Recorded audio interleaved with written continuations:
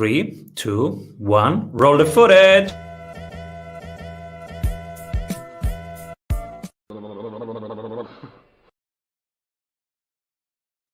Welcome back, everybody, to the Strategy Sprints podcast. I'm your host, and my guest today is a web design coach, podcast host, and agency founder. He sold his web design agency in 2020 to go full-time with teaching other web designers how to scale and bring their businesses to six figures and beyond.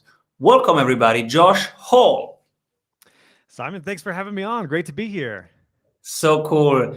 And you have brought some very cool CEO tips on how to stay sane in this busy journey of scaling a business.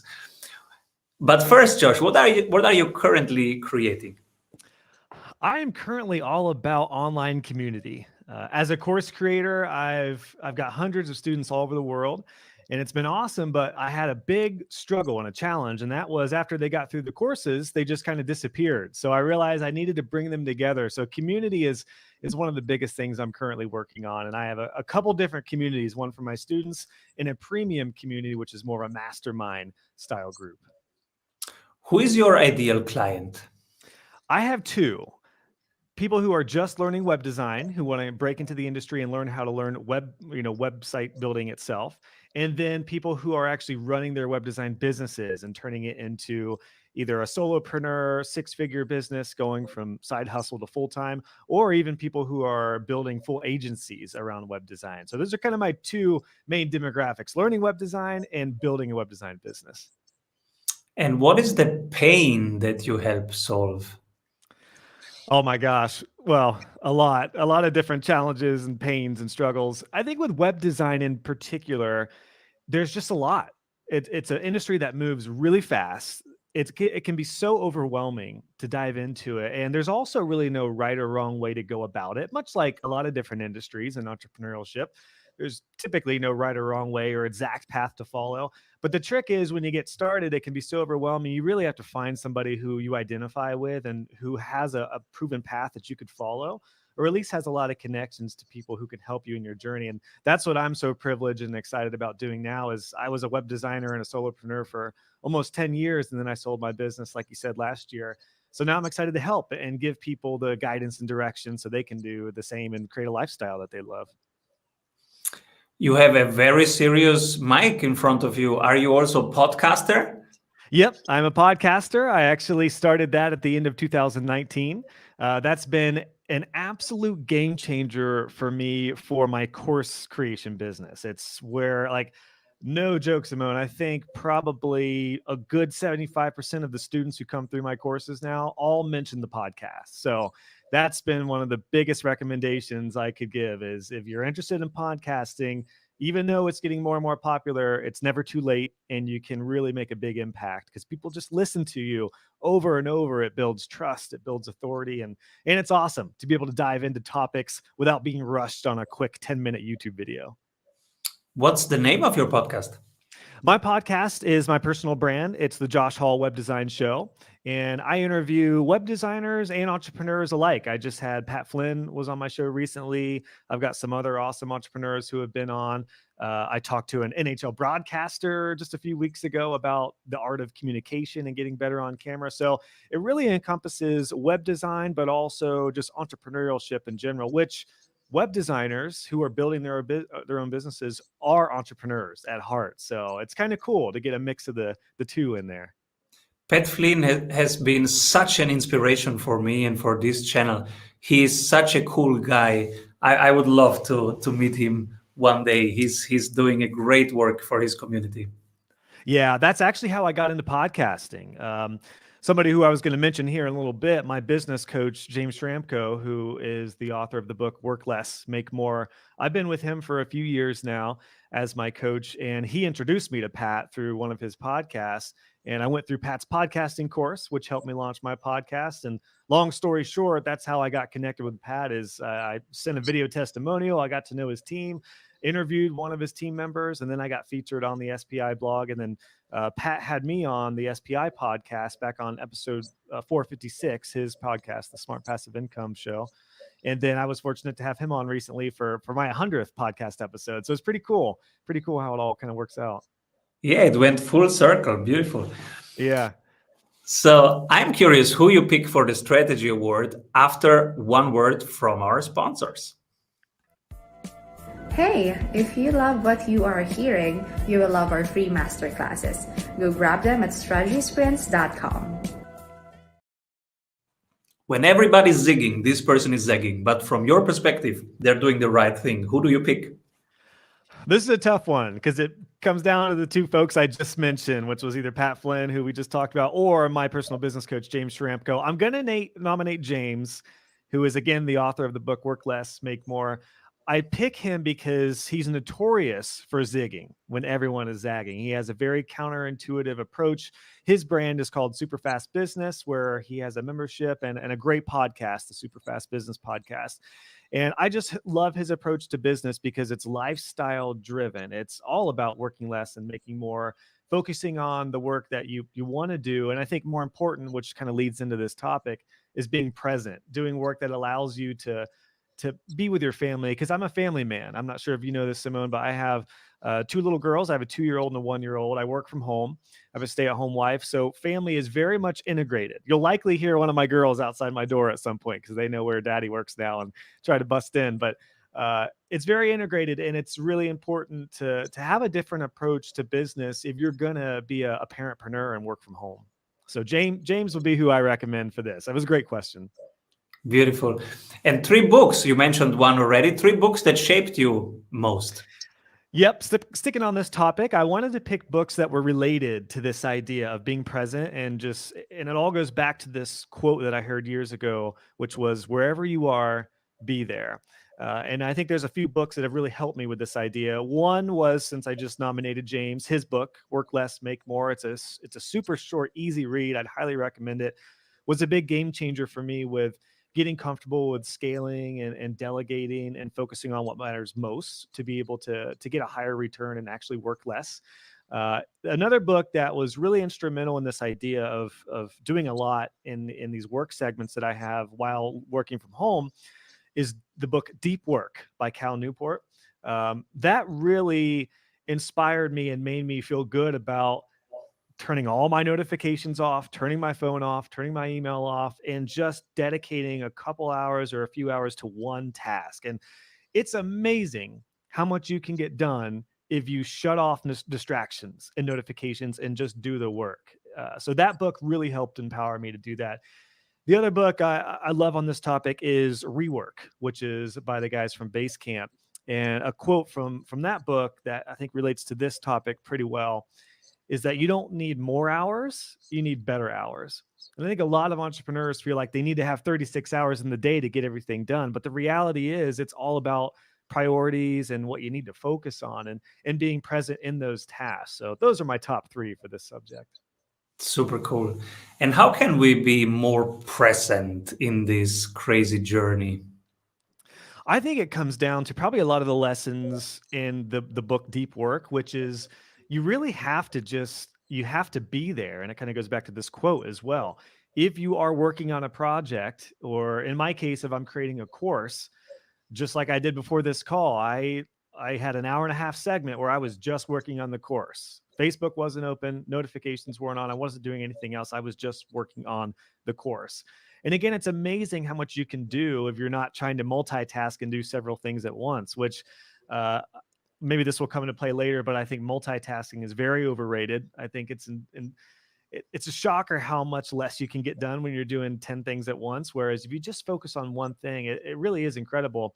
And it kind of goes back to my web design days. I'll never forget when this idea came true to me with being there and getting more done in that present work block. I worked on a Saturday one day. And it was just a couple hours. I think it was 2.5 hours or so, where I was behind on a project. I just went into my office on a Saturday afternoon or late morning maybe, and I just worked on this project, and I got so much done, more than I had like the previous 2 days in the work week. And I was like, why did I get so much done today and not the other days? Well, it's because my phone wasn't ringing from clients. It's because I wasn't getting emails at that time. and I wasn't distracted with anything else. I just dedicated that time block to that. So that really solidified the idea for me. And then reading Deep Work and the books that I mentioned, and the idea of not having more hours to do more stuff, but do less stuff better. I think that idea has really stuck with me, and it's made a big impact with how I built my course business in just a couple of years to where it is, those deep work segments. And it really, I think that quote, "Wherever you are, be there," that applies to business and in life. I mean, I remember a few years ago, maybe just a couple of years ago, we had my first daughter. I'm a hockey fan, so we had a hockey game on. We were watching the game. I was playing with my daughter on the floor. My wife was talking to me, and I had my laptop and I was answering a couple emails. And then I realized after about a half an hour, I didn't see what was going on with the game. I did not hear anything my wife was telling me. I felt like I wasn't present with my little girl, and it took me forever to get a couple emails out that would have taken me 5 minutes in a different situation. So that was another like real life experience that showed me I wasn't present in either one of those situations. Now I make sure I never multitask like that. If it's that situation now, I don't have my laptop. I save that for the next day unless there's some sort of, god awful emergency. But if my wife's telling me something, I'll listen, and then I'll focus on the game a little bit, and then I'll play with my daughter or whatever it is in that case. But wherever you are, be there. It's huge in business and in personal life, of course. In our programs, we ask people to make a list of everything that they do and then cut it in half and then cut it in half again. And most people are very overwhelmed with this. Only one category of people gets it immediately: mompreneurs and dadpreneurs, because they have a very limited amount. So you are a dadpreneur. You are one of these people. They get the value of time so directly. What is one day in the life of Josh Hall? Great question. And I do echo that. Once you become a parent, I would look, and I will say, for anyone who maybe is about to have kids or thinking about starting a family, it's probably likely that you're terrified of owning your own business and doing that, just like I was. I was like, how am I going to make the same amount of money with kids and not as much time? The reality is I made over double the first year when I had a kid than I did previously. And that was because I valued my time, just like you said. So the day in the life question, though, is great because it did change dramatically. When my wife and I were just living at home, I had her work for my web design business. So we're both working on the business. Now she's just a full-time mom with 2 little ones. It was a lot easier to work an 8-9 hour day because we didn't have anything going on in the house. But it's very different now, especially with 2 kids, 2 and 1. It's a very active house. So I never work 9 to 5 or 8 to 4 or whatever it is. I'm generally putting in 30 to 35 hours a week on average. And I love that. It allows me to spend so much time with my family, but that time is like precious to me, the work time. So I just appreciate that much more. And I tend to work in segments.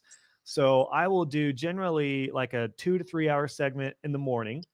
I don't start super early with kids. I like to wake up and not have an alarm clock and spend some time with my girls. And then I'll usually start between 9 and 10 on most days right now. They're not in school yet, so it's a little bit different. So we're kind of enjoying these years. So I'll have a nice work segment and then have some free time around lunch. And then I'll typically do an afternoon segment. Occasionally I will pop on in the evenings once the girls go down, because sometimes it's nice to have a little bit of quiet time, and I'll do a little bit of like half an hour of work if I'm checking in with my community or something like that. But it's very work segment driven. And the beautiful thing about that, for anyone who else is dadpreneurs or mompreneurs, is I'm sure everyone has realized this. You can't really stick to a typical schedule with kids when you work from home, because there's appointments and there's accidents and people need to go to the pediatrician or whatever it is. So if I'm helping the family out in the morning and I get back at say noon, well, I can just reallocate my afternoon with what I want to get done and work a longer segment in the afternoon. So I typically still keep to a Monday through Friday as much as possible, but it's all about those work segments, which is where the book Deep Work really comes into play, because it's amazing how much you can get done in 2 to 3 hours. And I will say, as a last thought on what my day looks like, I'm notorious for going to coffee shops when I do writing. and any high level deep thinking. I record here in my home office, but I love going to a coffee shop to get out of the house. And it's a lot easier for me to get a lot done in a couple hours if I can just put some headphones in and enjoy coffee and crank it out there. So that's it. It definitely fluctuates. I don't think I've ever had a week that it's looked exactly the same. So I feel like as a work from home person, you have to have really good work segments. Yeah. And it looks like you have very clear in front of you what are your high leverage tasks, and you do that in chunks. And you have either delegated or eliminated or outsourced a lot of low leverage admin tasks. Exactly. And you talked a little bit ago, Simone, about the taking what you do and taking kind of like a task inventory, chopping that in half, or maybe delegating what you don't need to do. That is crucial because there's no way I could do everything I do right now just by myself. So I have two folks that help me out with the podcast, for example. I have an editor now, and I have a VA who does the outline and then transcription. So in the beginning, I did everything, and it became very time consuming. I was doing 1 to 2 episodes per week. As you know, it can be very time consuming doing a podcast that's video and audio and redistributed in a bunch of different channels. So when I hired my VA, that freed me up a lot. And then once I hired my editor, that freed me up even more, because even though I enjoyed editing, and this is something I talked with Pat Flynn about on episode 100 of my podcast, he even said this. He said he enjoyed editing his podcast a lot, and was difficult for him to get rid of that because he enjoyed that. But he realized, just like I realized, that was not the most leveraged task I should be focusing on the business. If I'm spending an hour editing a podcast, that's an hour that I'm not able to connect with my students or do something that can help a lot of people in my industry. So yeah, that's been huge. Those are the two folks I have helping me with my podcast. And then I also have a couple designers who are helping me out with my website. And it's funny, I'm a web designer, so this was the biggest struggle for me. I had a hard time letting control go because I'm a web designer. I can do it. But the reality is I needed to focus on what only I can do in my business, which is content creation, course creation, talking with students and doing live Q&As and doing only the stuff that I could do. I can fix a widget on my site or make some updates, but I've learned I'm going to hire that out to people who are actually even better than I am. And it frees me up. So yeah, the task inventory and delegating has been a crucial part to being able to live this life that I'm fortunate to live right now. So cool. What are you excited about looking forward with your business? I'm very excited about the community aspect. That's been really cool, and it's fairly fresh for me. I just a few months ago launched my what I dub my web design club, which is kind of my mastermind group. That's been amazing. It's brought like the top tier grade A type students in, and then my student center, which is my other support forum for all my courses. That's been really cool too. I think just bringing my students together has been really cool. I'm excited to see where all that goes because I'm connecting with my students on a deeper level through calls and I'm all over the world now. It's really cool. I never looked at a world clock. I never cared about different time zones or hour changes. Now I'm constantly looking at when time zones are shifting hours because I'm doing calls with people all over the world. So I think that's what I'm most excited about, just a deeper sense of connection with this. I love doing stuff at scale and leveraging calls and courses. But at the end of the day, I love seeing a real impact with my students. And that's what's the driving factor with all this, which is really cool. Beautiful. What is one thing you recently changed your mind about? Yeah. Oh my gosh. It's such a great question. There's so many. I think sticking on topic, I'd have to say multitasking, because I used to pride myself in doing a lot in the same time, especially as a web designer. When I was a solopreneur, just building websites, I would build a website and listen to something and have multiple projects going on at the exact same time. And then it just dawned on me how multitasking is incredibly overrated for all the reasons we just talked about. You're essentially, if you've got 100% in a 2-hour chunk, if you're working on 5 different projects, you can only give each one of those projects 20%. So it's so much better to give something your full dedication and attention. And again, going back to the quote, wherever you are, be there, do that thing, and then shift focus. I know there's so many studies about how detrimental task switching can be. particularly when you're in a creative field like I am. Sometimes if I'm looking at a blank website and I've got to, put my creation hat on, I can't be answering emails and doing invoices and proposals while also staying creative. So for anyone who does any sort of creative tasks, you have to be very, very careful about that. And you have to really block out the outside noise, because at the end of the day, I was actually talking with one of my students about this recently. She had this problem. She was doing so much and she was working crazy hours. And I told her, I was like, listen, to be honest, you're in this situation because of yourself. No one is making you work all these crazy hours. Your clients are not telling you need to work Saturday mornings. This is completely in your control. The problem and the challenges you have, I told her, are your fault. And I told her, I was like, aren't you glad you talked with me to get inspiration? No, we were joking about that, but it's an important thought. It's an important idea. Sometimes we make our own Frankenstein businesses where they just run us. We need to run our business. We can't have our business run us. So with her case, which is applicable to pretty much anybody, I think, you've got to control that stuff. You've got to set constraints. You've got to set boundaries. You've got to quiet the outside noise and focus on what you need to focus on. And in some cases, if you find yourself taking too many calls, you need to say no more or take less calls or have call days. For me, I only take calls on Tuesday, Wednesday, and Thursdays. I don't do calls on Mondays or Fridays or weekends. Those days are reserved for whatever I want to do. If I'm working on a course or high level stuff or writing, and even on my call days, sometimes I don't have a call. So it's an open day. So even that idea has really helped me, because I will take an occasional call on a Monday or a Friday if it's, special. Like Pat Flynn, for example, asked if we could do a call on Monday or on Friday. I was like, sure, I'll do it on Friday for Pat Flynn. Sure. But, on average, like I don't have my scheduler open on those days. And that's made a big life-changing impact. And again, I could be taking calls on Mondays and Fridays, but I don't. And that was because I decided I'm going to make that's going to be something I create. I'm going to create those boundaries myself. What are you cooking? What are you cooking with Pat Flynn? That's it so far. It was kind of it was funny. We chatted a lot there for a couple of weeks because I was featured on his blog. Long story short, he found out, or he read that blog post that his team put together on me. Really liked it, so they invited me on the podcast. And I will say, a lot of people ask me, "How did you get Pat Flynn on your podcast?" What I did not do was hound him, and I did not hound his team. I know somebody like Pat Flynn, and hopefully this is good advice for anyone who has a podcast or a YouTube show or something. In order to get to a top tier person, you're never going to talk to them directly. There's multiple levels and channels to get there. So I did it very organically. I sent a video testimonial in. They liked that. I got to know a couple of the team members and I became an affiliate for them.